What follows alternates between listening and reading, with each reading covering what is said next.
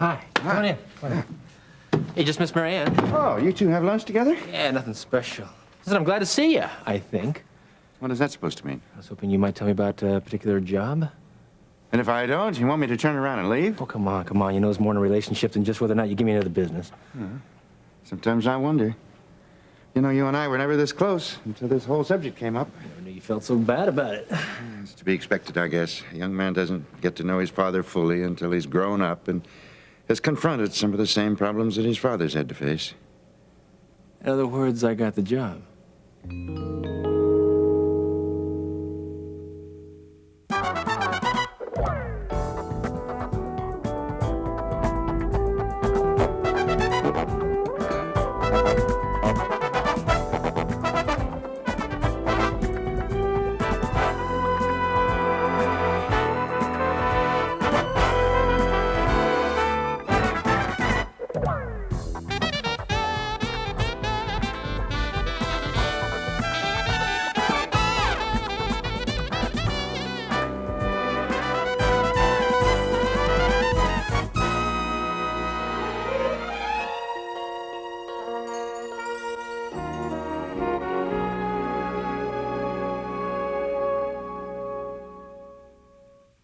No, you haven't got a job. I'm simply pointing out that you've stopped blaming me for your lousy upbringing. I just hope that this change of heart reflects something more than the fact that you're just asking me to do you a favor. I suppose it does. Truth is, you know, if you did come to work for me, you'd see why your mother and I could never get married. Fine, then. Get me a job and vindicate yourself. That's probably why you've been hanging on to this idea for so long anyway. No, on the contrary, I'm more than willing to bury it as you keep digging it up. I don't believe that. You keep telling me how cutthroat this business is and everybody looking out for themselves. Now, how am I supposed to sit here and believe that you're getting a job for me just for my sake? Well, what do you think I've got to gain from it? Immortality, for starters. Oh, really? I'm serious. Hey, every father likes to live through his son, and it's just the way it's always been. Well, if you think I want to live through you, don't you think my first order of business should be to see that you keep on living? Oh, don't give me that. I'm not going to burden you with the number of men I've seen killed. And those who have a better shot at the top are the ones that run twice the risk. You made it. Yes, after a lifetime of separation and isolation. There's been over 4 attempts on my life so far. Don't cry to me about that.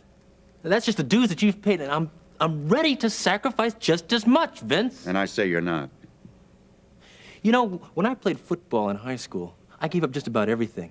Busted my tail to get a full scholarship to Kingsley, and I carried a 3.7 all the way through. Now, I know you don't think that that's much, just kid stuff, but to me, it was sweat and sacrifice. Small sacrifice for immediate gain. Immediate. I was planning for Kingsley ever since the 9th grade. And you had the prettiest girls and the campus headlines every step of the way.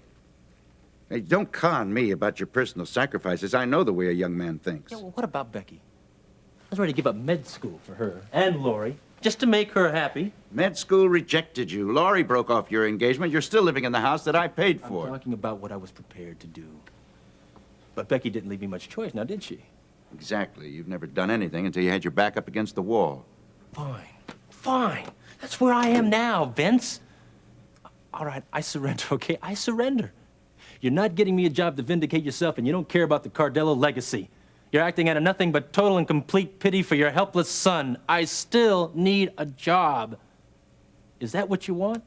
You want me broken? Well, I've been broken for the last 2 months, or haven't you been father enough to notice? I noticed that you were broken when Becky left you, but I know you have been through the fire, son, but I'm just not going to let you get away with blaming bad decisions and worse luck and confusing it with personal sacrifice. I've talked to Ron Washington. Yeah, who's Ron Washington? He's an associate of mine. He overlooks some of my operations. And you mentioned my name? Twice. Point is that he's aware that I've been working on a decision. Yeah, so what did he say? What he said is less than important. He's aware that I've been working on a decision and now I've made it. You'll get me a job? Yes.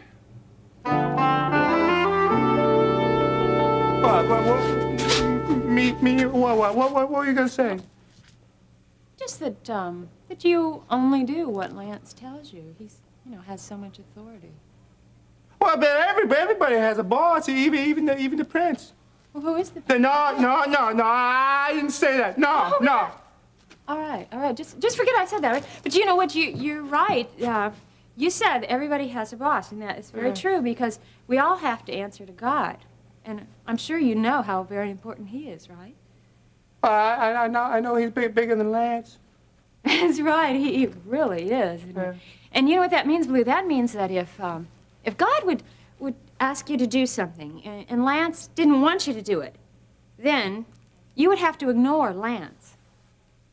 Oh, I don't know. Wait a minute, Blue. That doesn't make sense. You just said that God is bigger than Lance. Yeah, but Lance is a whole lot closer. Why are you always talking about God? Because I'm always thinking about him. Oh. Well, I am. I'm thinking about why he let this happen to me and how he's going to get me out of here. And by the way, do you know anything about the ransom? Have you heard anything at all? No, Lance, it's none of my business. Were you ever married? Why do you ask that? I don't know. Yeah, I was once. You remember, I've told you that I have a little boy. Who's your husband? What'd he do?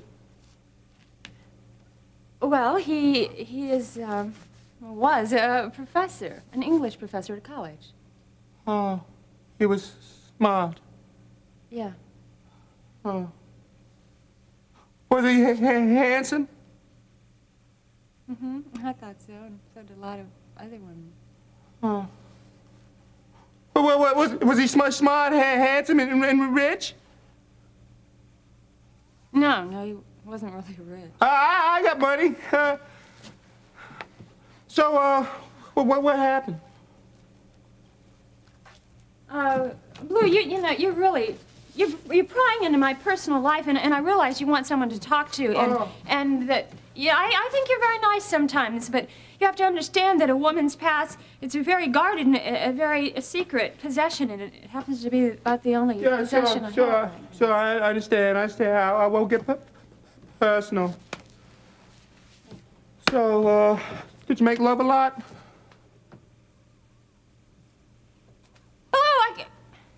Blue, no, we didn't actually. It wasn't a very good marriage, which was mostly my fault, and that's why he left and he went overseas. He's, overseas? Yeah. He's in England.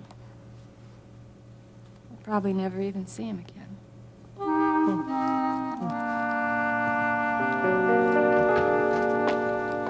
Well, Marianne, I made some comments on these sketches here. Yeah, you better rave about every one of those designs, Gil. I have had my fill of criticism for one day. Well, what's the matter with you? Old Loverboy wasn't so lovable today. Gil, I just came from Russ's, hoping that you would make some wisecrack about him so that I could blow up at someone. Why don't you go down to one of our construction sites and scream? No one to hear you there. Well, no one hears me anyway. Oh, from anger to self-pity. No, I heard that. Listen, you know, if you want to explode, then do it. It won't do any good. It'll do a lot of good. That's what's wrong with you, Marianne. You think you're a girl who doesn't have any boiling point? No, that's, you keep everything inside you. Oh, that's crazy. I always tell you how I feel. Yeah, you tell me. Do you ever show it? Look, Russ and I had a discussion, and, we don't see eye to eye in a couple of things. But it can and it will work out. Was that for my benefit or yours? Probably mine. The subject closed. Fine. About these sketches. They're good, but I think the lobby's just a little bit casual, okay? All right, I'll look it over. Thank you. Well, what about the permit? Oh, Vicky's still dragging her feet on those. I think I'm gonna have to pay her a little visit tomorrow morning. Well, do you think she's doing it on purpose? I mean, to get back at you? That wouldn't surprise me a bit. All right? I've decided to let Russ have a little brush with my world so that he finds out that it isn't really made for him. But I've already told you all of that. Well, that's quite a risk, isn't it? Not with you to keep an eye on him. I can't keep an eye on anyone 24 hours a day, Vince. Stop arguing extremes. Extremes! You want to make some simple point to your son, and you're risking an entire operation to do that. Hey, Washington, I'm not going to make him chairman of the board. I know you're going to start him at the bottom, but he's still going to learn drop points, clientele, distribution. Russ isn't going to have anything to do with the drug operation. Well, then what is he gonna do, Vince? Loans, mostly. He's a big kid. He'll do well there. He'll do well. Thought you were trying to prove how incapable he'd be around here. Russ will do whatever you ask him to do, and he'll see only what he has to see along the way. Oh, come on, Vince. Don't bluff me. I already know that the guy's not cutting it anywhere else. Oh, you do you? He's a college boy, isn't he? What does he want with us? Sounds more like he's a well-educated loser. Look, I've told you all you need to know. Now, you keep your conclusions to yourself. But I'm right, aren't I? This is more than just an object lesson. He thinks he's being groomed for something bigger, right? Maybe. You keep this up, and there'll be an opening sooner than expected. I'm not going to tell you this again. I don't expect any preferential treatment. You tell him what he has to do. If he can't hack it, you cut him out of the way. The other side of that coin is you don't lean on him just because you don't want him around. You do that, and I'll be around just to cut you out of the way.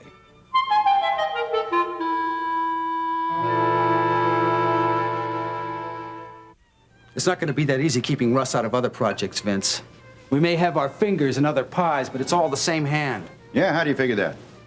Well, say we want to collect from one of our users on the streets. He pays up, and then he wants his stuff at the same time. Obviously, you don't use Russ for that kind of a drop. All right, then what about this?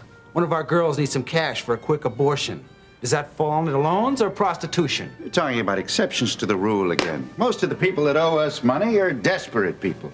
They pay us if they can, and if they can't, they run from our boys as fast as possible. You're wrong, Vince. These aren't loopholes I'm finding. This is reality of my day-to-day work. You forget, I did this work before you were born. Oh, come on, Vince. You married into your position. The only time that you ever saw the streets was walking from your father-in-law's limo to his pad. If that were true, I'd be long gone by now. Man may get authority that way, but he doesn't keep it as long as I have. Unless, of course, the word was out that crossing Vince Cardella was like crossing the man himself. The man has been dead over 10 years. I'm still around. Look, I have never objected to your rise from the ranks. You're hardworking, self-educated. One of the reasons why I picked you were to oversee Russ. But I wish you'd get over this fantasy that some men get authority free. I've paid more dues than you'll ever know. But doesn't it all seem a bit prophetic? You slipping Russ in the same way your father-in-law put you on the board? Very colorful, Ron. You've gone from shock to anger to jealousy, from white to red to green. No, I'm not jealous, Vince. I've worked my tail off to get where I am, and I'm proud of every step. It's a bad move. But I'm accepting it because I have no choice. That's right. You don't. Thank you, Ron.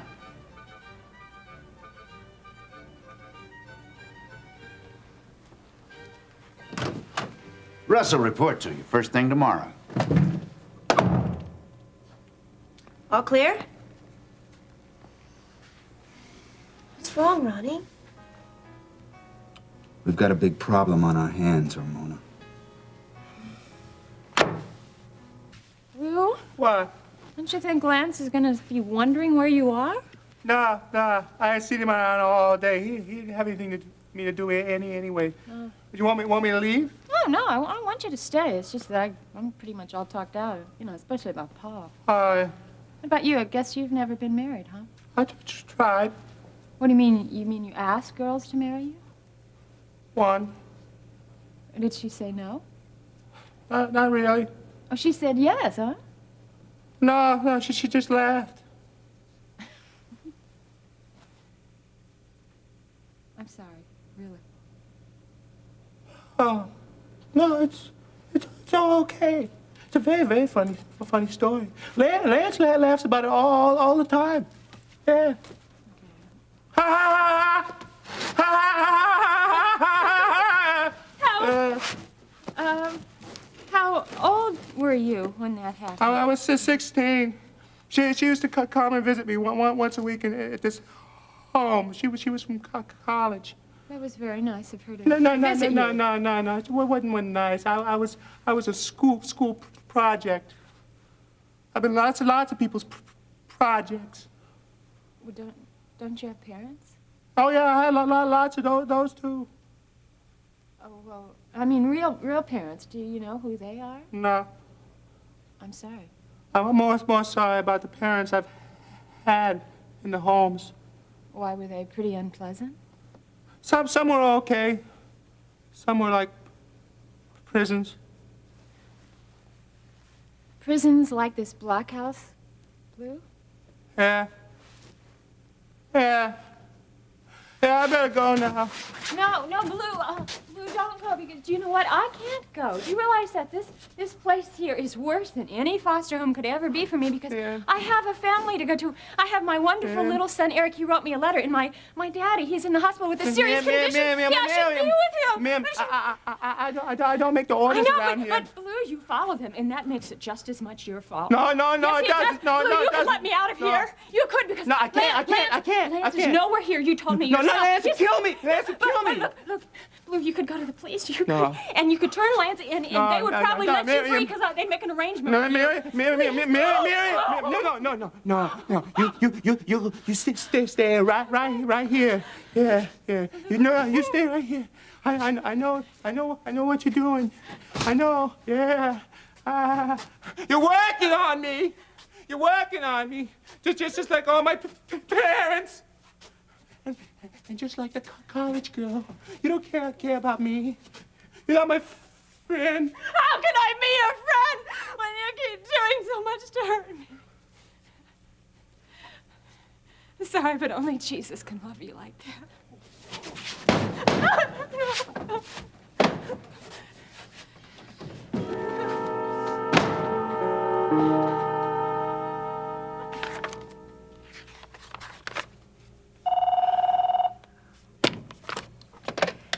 Yes. Tell her I can't talk now. I'll take care of it, Janine. Thank you. Now, look, Nancy, before you say anything, I just want you to know that all of this isn't today's work. It's yesterday's. I'm already behind. You weren't too busy to see Harold Webster, though, were you? Ah, yes, you talked to him. This is the cheapest, most selfish, deceptive thing you've ever done to me, Terry. Goodbye, Nancy. I am not leaving this office, and you're not kicking me out of my house, either. Our house. I mean, first Charles abandons me, and then Tab deceives me, and now you're going to try and evict me? What you have gotten from Mr. Carpenter and Tab is the result of your own selfish ways. Now, I am doing everything for everybody's benefit. Oh, right. I mean, just throw me overboard and toss me some Bible verses, right? Well, guess what? It's not going to work. Nancy, you've got a $20,000 debt. Yeah, to this hospital. And who works here? I can't cancel a bill like that. Oh, no, sure you can't. I mean, it's too delicious, isn't it? I mean, seeing me homeless is just like the icing on the cake. Nobody is going to be homeless. Now, when we sell the house to the Redlands, you are going to get half that money. You'll be able to pay off all your debts, and you can move into a nice little apartment. When I pay off this hospital bill, I won't have enough to move into a shoebox. That's not true. And if you'd listened to me, you wouldn't have been in this mess. Why don't you just think about something for a minute? Think about Mother and how she would feel about you disowning your own flesh and blood.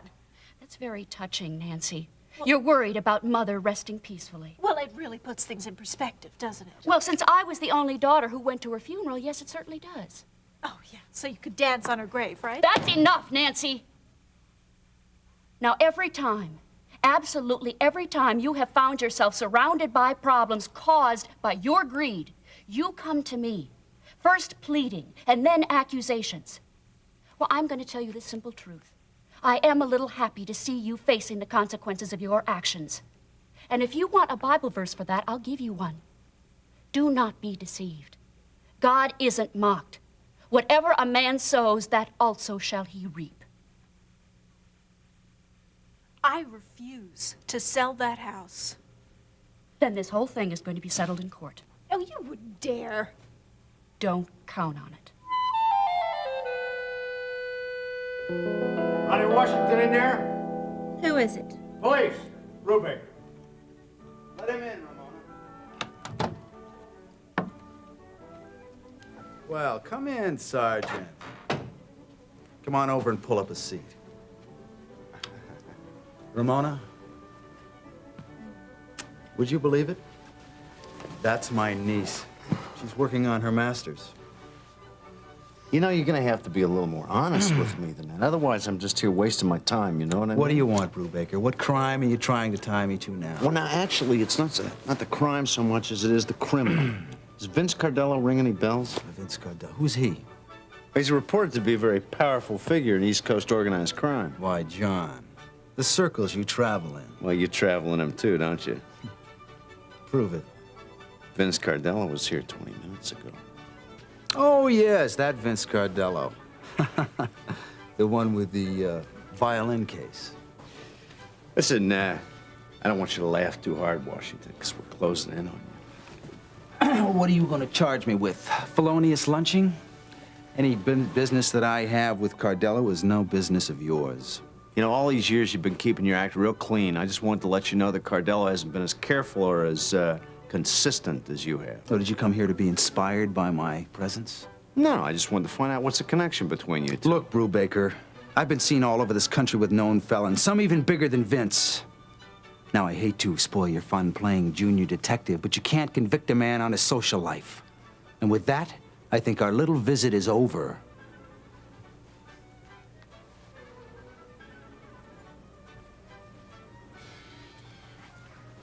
Well, I'll tell you, Mr. Washington, I wasn't expecting any answers. I just want to let you know that we're looking in on you. Well, that's very comforting to know, John. I can see you now, disguised in the hallway as a potted plant. Don't you worry where I am. I'll be there. You won't know it, but I'll be there.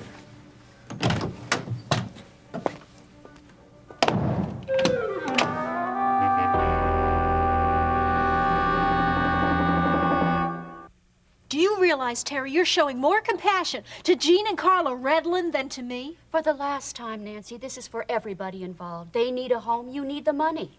And you need a couple of good laughs watching the squirm, right? What about the jewelry Mr. Carpenter gave you? Won't that help you at all? You know, even if I got that whole amount back, it's still not going to be enough. Well, it's got to help. I mean, with that money and the money from the house, you can pay off all your debts and maybe you can move somewhere and start a whole new life. Is this a strategy, then? You're trying to run me out of town, eh? It was just a suggestion. You know you are perfectly welcome to stay at our house. Oh, right. I mean, you got Ben and Lori staying there. Well, there's always the couch. Oh, wonderful. I mean, I'd give up a 2-story villa and sleep on a sofa bed. Well, no thanks. I am not going to give up that house without a fight. Have a nice weekend, Nancy.